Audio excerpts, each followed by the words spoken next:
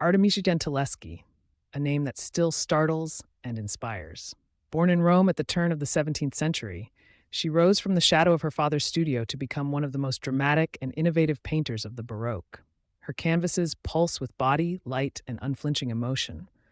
Judith plunging a blade into Holofernes, image 9, Susanna recoiling from the leering elders, image 20, Cleopatra dying with royal calm, image 53.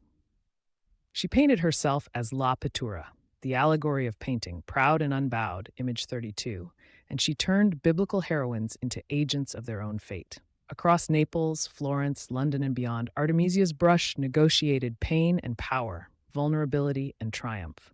Her compositions used theatrical lighting, close-up figures, and palpable textures to pull viewers into the moment. Every face she painted tells a story, and every hand, every cloth, every pool of shadow invites a question about who holds agency. Today we look again, not just at brilliant technique, but at a life lived through art, resilience, and a stubborn insistence on being seen. Before we dive in, don't forget to like and subscribe. Your support helps us keep creating more educational videos like this one. Artemisia was born in 1593 into a family of artists. Her father, Orazio Gentileschi, was an established painter and teacher. Artemisia learned the fundamentals of drawing, pigment, and composition at his side. Those early lessons show in the meticulous handling of flesh and fabric across her career, visible when you compare her self-portraits and early works, images 30, 31, 32. Even as a young woman, she painted with a confidence usually reserved for male colleagues. She adopted chiaroscuro, the strong contrasts of light and shadow, borrowed from Caravaggio, but made it her own. Look at how light models the cheek, the collar, the drape of a sleeve. Texture becomes narrative. Portraits and self-portraits from different decades reveal how she staged identity. In the Royal Collection self-portrait as the allegory of painting, she presents herself both as creator and subject, image 34. Earlier likenesses and studio studies, image 35, document training that was technical, rigorous, and crucially, public. Artemisia worked in a bustling commercial and artistic world where commissions, patrons, and reputation mattered. From the start, she painted with the surety of someone who knew how to make paint say precisely what she intended. A painful chapter in Artemisia's life altered how people read her paintings for centuries. In 1611, she brought a criminal trial against Agostino Tassi, an artist employed in her father's circle. The courtroom testimony was brutal and public. Contemporary scholars caution against reading every violent image as a simple act of revenge, but the trial undeniably changed her position in society and deepened the emotional force of certain subjects. Consider Susanna and the Elders, a theme she painted multiple times, images 20, 23, 24. Unlike many male painters who treated Susanna as an object of voyeuristic display, Artemisia centers her perspective on Susanna's alarm and dignity. In the Nottingham and Brno versions, images 23 and 21, Susanna's body and face are rendered with careful realism. The elders are pushed to the margins, visually aggressive but morally ambiguous. That compositional choice, placing the woman's interiority at the center, becomes a signature move. It's a reminder that Artemisia's canvases are not just dramatic spectacles. They are arguments about who gets to tell a story and how that story will be seen.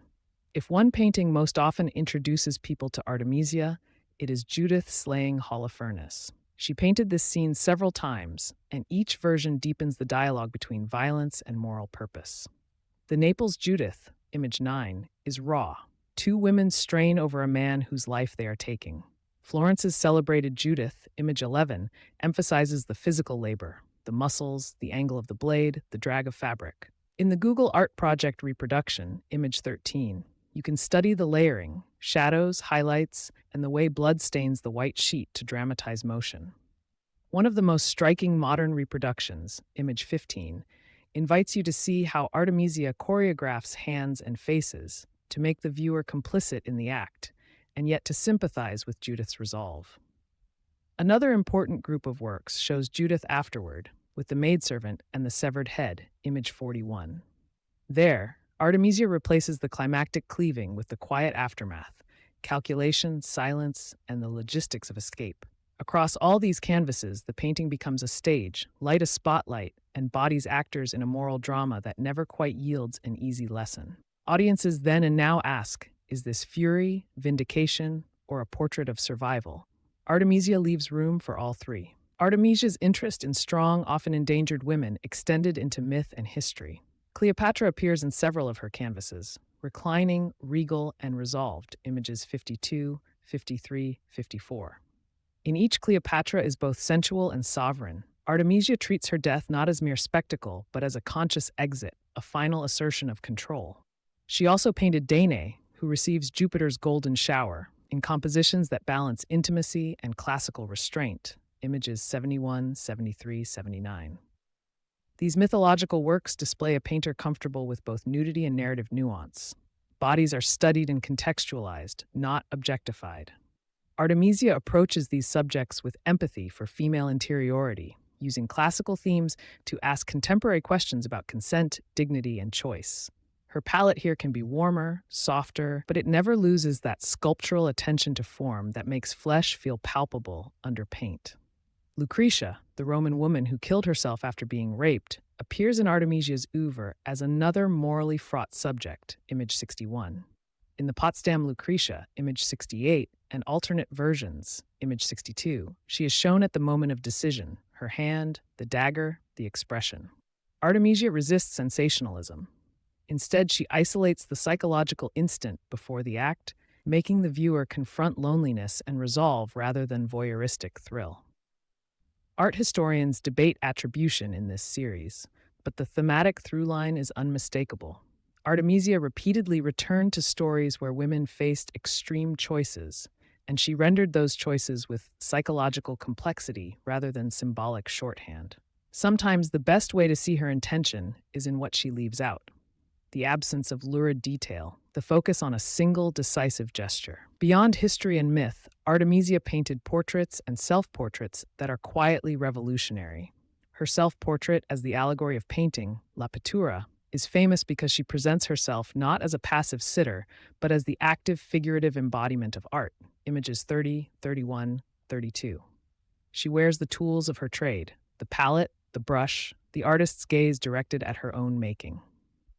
Multiple reproductions and details, images 33 and 34, let us appreciate how she negotiates identity and autobiography.